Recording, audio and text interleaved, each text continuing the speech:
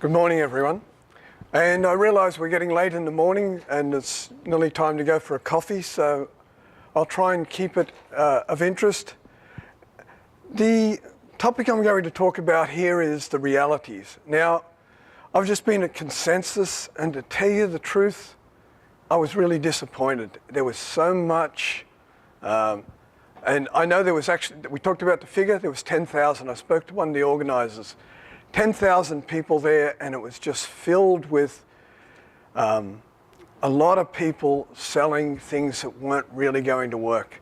So I lecture in the area. I saw on a slide earlier the University of Nicosia. I lecture in the area of digital currency regulation, have been doing that for about 3 years. Our law firm was the first law firm in Australia to ever give legal advice on digital currency. We did that 6 years ago. So I've seen a lot of what's out there. I truly believe in this technology, but it's got to be done with frankness and sincerity about where we're up to. Anyone that tells you they've really got a great system and it's ready to go is not telling you the truth. It's in a very immature stage, but that doesn't mean it won't soon rapidly progress. So these are the things I'm going to look at today. Why should we bother with blockchains?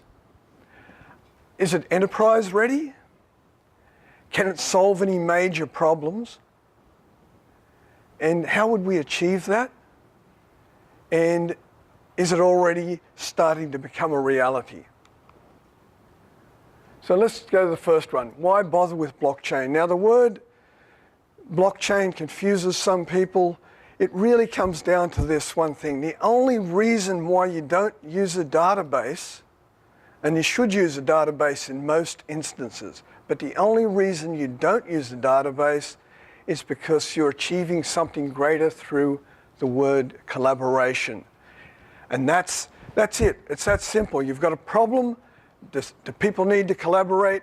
Then a blockchain may be useful to solve that problem. Simple acid test.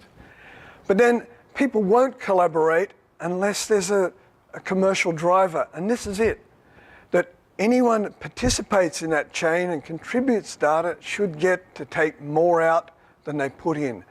If you don't match that standard, people will fail to see the need and the benefits. Are we enterprise ready? Well, Bitcoin, I like to use this analogy of the aviation industry. Bitcoin was like the Wright brothers. They proved that it was possible. Humans could fly. Now we're starting to get a little bit deeper. We're starting to build an industry here. But what we have, the plane on the left there is an early Qantas plane. So that's what we've got at the moment. We're right back at the early days of aviation. But we don't need to follow the roads or the rivers anymore. We can go directly from A to B. That's a real breakthrough, a huge breakthrough. But we don't have the capability to move cargo, nor do we have the capability to move passengers at this stage. The industry is not at that level of maturity. Oh, sorry. And here you can see, that's some photos I took just at San Francisco Airport the other day of some of the early concepts of planes. You can see how they got it quite wrong compared to where it eventually ended up. Passengers up near the engine, and we still are at the biplane. And again, just like with Qantas, United Airlines started out with one commercial thing they could do. They couldn't carry passengers, they couldn't carry cargo, but they could carry mail. And so they found a commercial use case and they delivered mail. And eventually from that commercial use case, it built up and built up and built up until what we have today. But this is what's lacking. Just if we look at aviation, what did aviation require? In the early days, they landed on grass fields. They didn't even have runways. They just found a flat piece of ground and landed there. They needed to build runways, terminals, control towers. Then you have to have air routes. air safety, etc. Blockchain requires all sorts of things still to be built. We still need to figure out the energy efficiency that will come. Data access control is a massive issue, and I really like Vincent's point about that today. Him and I have had some discussions about that. There must be, everyone loves data transparency of other people's data and confidentiality of their own, right? That's the truth. And so until we get that balance right, people will not trust the system. We, as technologists, we can say, oh, we're building this system, and they might do a proof of concept. They will not roll out their sensitive data until we find ways that we limit who gets to see what in what circumstances. For example, in a shipment, the trucking company needs to know the pickup address and the delivery address. One of the clients we're building a system with at the moment, they move containers worth $20 to $40 million. They do not want everyone in the world to know the pickup and delivery addresses for those things.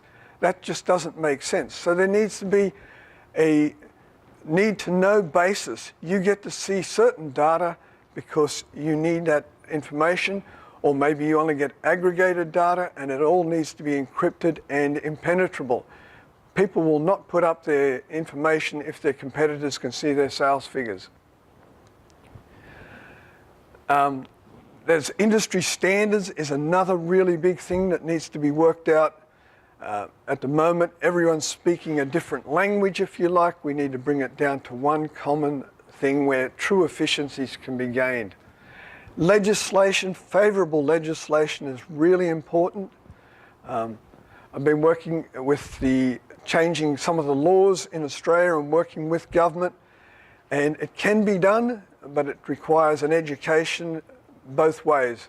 The industry needs to understand what the government is trying to achieve, and the government needs to sit down and understand the industry's perspective. So, for example, we just did this in Australia in relation to cash payments tracking, and had to sit down with the regulators and say, look, you have got this great KYC system, and the banks have been doing it for years. It costs millions of dollars. There's an enormous amount of paperwork involved. You need industry specialists.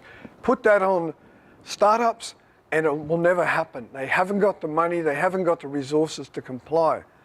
But what we really all want to do is make sure we're not financing terrorism or money laundering.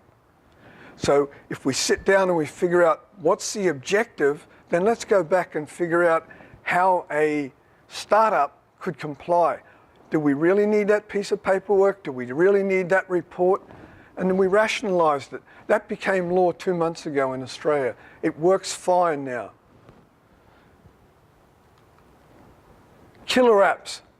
So aviation had its killer app, or apps. What are going to be blockchain's killer apps? So the first question, what was aviation's killer apps? How did they get from biplanes to jets? The sad truth is it was warfare. That was the killer app. So in the beginning of World War I, they would fly along beside each other with pistols and shoot at each other. By the end of World War I, they were firing machine guns through the propellers. The bombs at the beginning of World War I were handheld. They'd drop them over the side and look down and see where they went, right? So war brought about rapid innovation. World War II, there were still some biplanes in operation at the beginning of World War II. Ferry battles sank the Bismarck. They were biplanes. The Bismarck's guns moved too fast to catch these slow-moving planes. By the end of the war, we had the first jet fighters, right? That's how much innovation progressed in that 6-year period. Some of the things we're going to need for blockchain to mature could come from the military as well. I don't know how many of you know that April last year, NATO put out a request for people to come and help them with blockchain. The military has lots of problems with their supply systems, and of course supply systems keep an army going. If you can't get your bullets or your food to the right place at the right time, you've got problems. If the bullets you're getting are not the right ones or have been their duds, and yes, the military does get fake products into its supply chain, if you can't solve those things, you've got military issues. So perhaps military use will be one of the drivers, I don't know, but we do need to figure out all these benefits here, certainty about origin, things like data certainty and auditability. They will be some of the drivers. Which one of those are going to be the killer app? I don't know. Can blockchains solve other major problems? Is there any major problems that we need to think about? Well, I'll tell you the one that really got me. As I said, I've been working with this field for a long time. I thought a lot of the projects that were out there didn't make a lot of sense and were never going to show off the true benefits of blockchain. So I started looking around for a problem that I thought, well, first, an elegant use of the technology, and then I thought, what's a problem that really would show off the benefits of blockchain? And this is the problem I came across. An Interpol figure that 1 million people a year die from fake pharmaceuticals. And that's die. That's not have a heart attack or have a stroke or are poisoned. 1 million people. It's so bad that the head of the World Customs Organization, now this may have been a moment when he was overstating it, but says we've got more fake medicine in the world than genuine medicine. Even if it's only half that bad, we've got a serious problem in the world. So what we're trying to do is focus on making sure that whatever you put into your body, it's genuine. So you get a situation over in Shanghai, and again, this figure may be out by a massive factor, but there's an estimate that 80% of the alcohol sold in the bars of Shanghai are fake. This is the one that got me. I'm a cancer survivor. So I was looking at this problem and thinking, should I do it or not? And I came across the fact that there's been fake chemo used in US hospitals. And for me, that's just an intolerable situation. I closed my law firm down. I've been dedicated for 2 years to fixing this problem. It gets as bad as a Mexican governor has been arrested for being involved in a cartel, I guess you'd call it, where they were providing fake chemo to children. Dozens of children died. The UK government says up to 10% of the food that's coming into the UK could be fake, as in olive oil from Spain that's neither olive oil nor is it from Spain. They say the majority of the world's olive oil is fake, which is, one of the properties of olive oil is you can heat it and it doesn't change its composition. Some oils, you heat them to the same extent and at a certain temperature point, they turn toxic. That's an important difference. In fact, they turn carcinogenic at a certain point. We'll talk a bit more about that problem in a second. You can see the blue or green, depending on your color perceptions. You can see how it's grown there over the last, I think from the 1980s to now. Counterfeiting is just huge, and it takes in everything. Look at some of the things there. The biggest one is prescription drugs. Anyone know where the drug problem of fake drugs is coming from? The majority is India, and number 2 is Egypt. And number 3, this time, China's low down on the list, and it's around 6 or 7% in Egypt and is slightly lower from China. The question, why? Well, Why is Egypt so high? Well, Egypt makes Viagra for the Arab world. And Viagra, as much as it may bring a bit of a chuckle, fake Viagra is very, very deadly. There's a social movement in the Philippines now because so many of their men are dying or having serious medical problems from fake Viagra. Men known to take it and drop dead beside the bed, heart attacks, strokes. Another problem is it's contaminated. Sometimes it just has nothing in it, which is, they've ripped you off, but that's not so bad. It gets as bad as rat poison being put in. Other things we've got there are fake electronics, fake food, auto parts. The Saudi government, they have the highest death toll per capita in the world. The Saudi estimate is that over 50% of the cars involved in fatal accidents have fake parts in them. It can get as ridiculous as fake brake pads made from wood, painted to look like metal. It can be rims that collapse at high speed. It's a serious problem. Just recently they found a shipment. There was 20 container loads of car parts destined for Australia, captured in the Gulf states. It involved parts from just about every known car brand. So you may be driving a car with fake parts now and you don't know it. Of course, it gets down to even aircraft parts. They say a significant percentage of small plane crashes are caused by fake parts. So counterfeit goods, I don't really care if someone wants to buy a fake purse or handbag. In fact, some people want to buy a fake one because they're happy to have one at a cheap price. But I do care about these things that kill people. Here's some more examples. So we've got meat, mince that showed up and it had rabbit bone in it. We've got fruit juice that contains chemical flame retardant. Vodka that contained antifreeze. Ham on a pizza, but it turned out to be made from poultry. We've got herbal teas that have banned prescription drugs in them.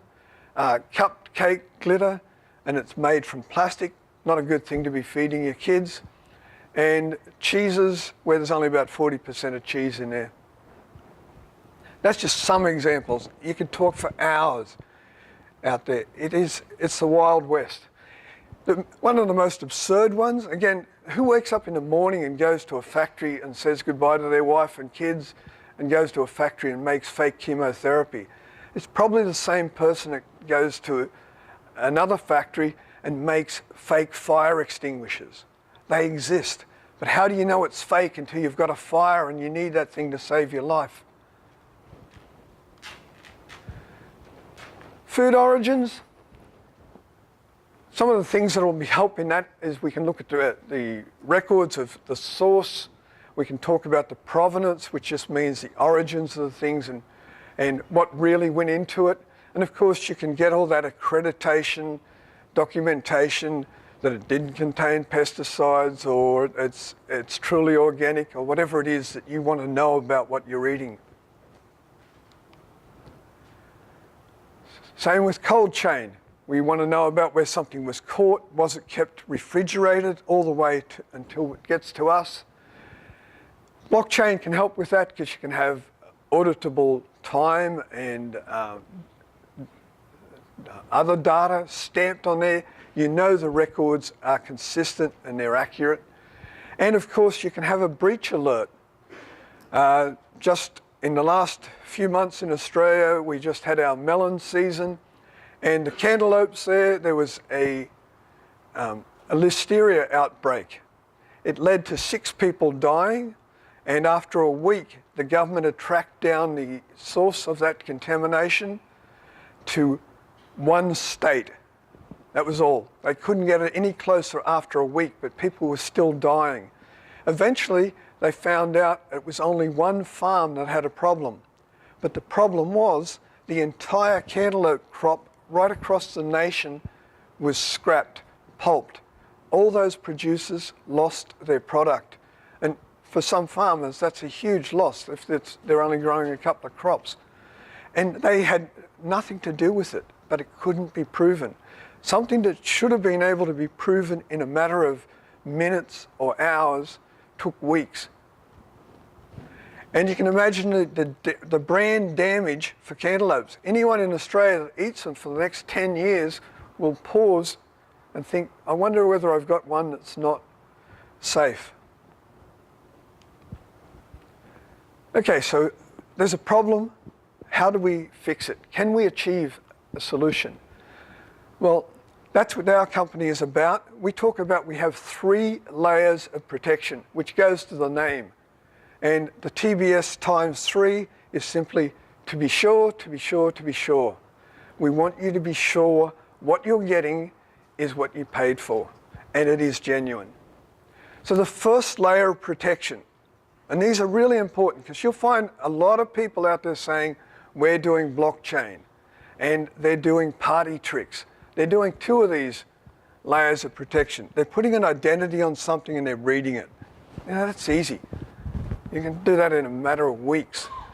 What we've been building for 2 years is something very different. Yes, we can put an identity on something, and this is the sort of identity we put on there. So it's the same level of encryption that protects Bitcoin. Now, Bitcoin's been out there in the wild for 9 years. It's probably had every criminal group in the world have a shot at breaking it, and they haven't been able to. So we know this works. There's no way you can go along and encrypt one of these numbers and put it on something and then think up another one and guess a valid code. To give you an example, that's a bank token. You press that button and it's the number that comes up is mathematically related to your account. Instead, we're using something that is both numbers and letters. It's alphanumeric and it's 40 characters instead of just 6. A very sophisticated level of protection. So the codes we use are encrypted, they're unique, they can be transferred, and importantly, they can be aggregated. What's that mean, aggregation? It simply means you can take items and then you can bundle those up and put them into a carton. You bundle the cartons up, you put them into a pallet. You bundle the pallets up and you put them into a container. And then we can track that all the way through the supply chain. So that's an example of that serialization and aggregation. All the way through the supply chain, from the assembly line to the warehouse, to the trucking company, to the port, to the ship, and all the way onto the store shelf. And then, of course, and we haven't built this yet, but we know it's on our roadmap. Again, not selling you snake oil. We've got to get that data into this system. And when we do, we can start to apply machine learning. And why that's important is you're going to buy some food in this area, and we'll be able to say, well, it doesn't make sense that that's available there when really the rest of the shipment's available somewhere else.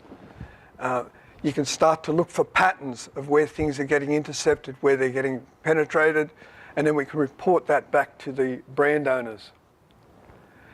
The third layer is double spends. And that simply means that once you cross something off a register, it can't be used again. Why is that important? And this is a feature of blockchain. The reason that's important is it's the exact opposite of what counterfeiters do. Excuse me a second. So a counterfeiter's business model is to take a genuine item, and if we put an encrypted code on that, they will copy the shape of the bottle, they'll copy the label, they'll copy the code, right? And then they can have 10,000 copies of that code sitting on shelves around the world, and everyone thinks they're buying a genuine item. Because yes, the code's genuine, it seems to be in the right place, right? But if you use blockchain and you cross it off, you destroy the counterfeiter's business model, because all those copies have no commercial value, because what we have is a free app and people can scan it and it will check those 3 layers of protection and say either it's safe or it's not. Is this a reality? Yes. So we've been working very closely. First of all, we're integrated with GS1 standards. We work closely with them.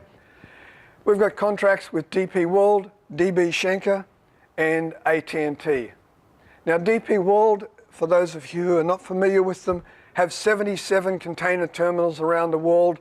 By 2020, they want to be moving 100 million containers a year.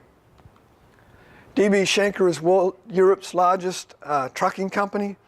They've got trucks, ships, planes. We've done live trials taking shipments of Australian wine through to China.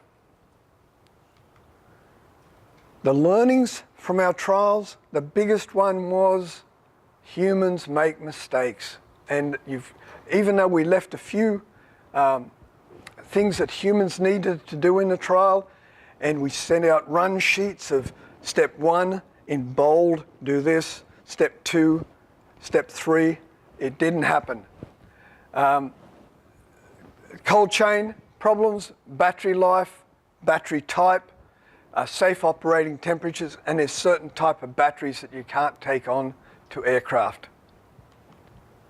As I said, we've got an app with Android, iOS, English, Chinese, Vietnamese, soon to be Spanish. And we've been getting considerable media coverage, particularly in our part of the world. And that's my talk. Thank you very much for your time and attention.